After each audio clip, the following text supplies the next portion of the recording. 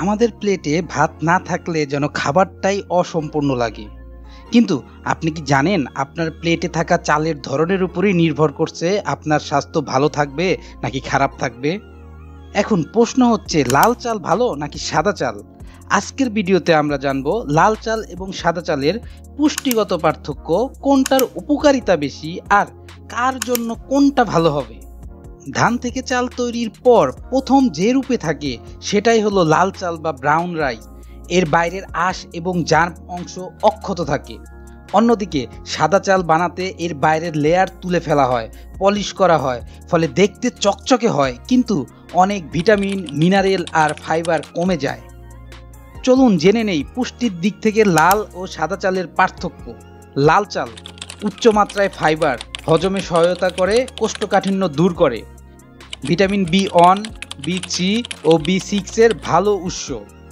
Iron, magnesium এবং antioxidant সমৃদ্ধ, যা শরীরকে রাখে সজীব ও শক্তিশালী। সাদা চাল দ্রুত হজম হয়, এনার্জি দ্রুত দেয়, বেশি ক্যালোরি সরবরাহ করে, তবে ফাইবার কম থাকে। দীর্ঘদিন সংরক্ষণ করা যায়, সহজে নষ্ট হয় না। স্বাস্থ্যের দিক থেকে পার্থক্য।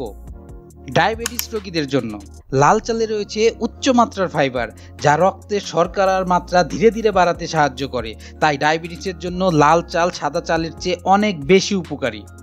যারা ওজন কমাতে চান, লাল চাল বেশি সময় পেট ভরিয়ে রাখে, ফলে ক্ষুধা কম লাগে এবং অতিরিক্ত খাওয়া নিয়ন্ত্রণে থাকে। তাই ওজন নিয়ন্ত্রণে এটি ভালো পছন্দ। শরীরে দ্রুত এনার্জির প্রয়োজন হলে সাদা চাল খুব দ্রুত গ্লুকোজে রূপান্তরিত হয়, তাই তাৎক্ষণিক শক্তি দেয়। অ্যাথলেট, কায়িক পরিশ্রমী বা দ্রুত শক্তি দরকার এমনদের জন্য সাদা চাল খুবই উপকারী।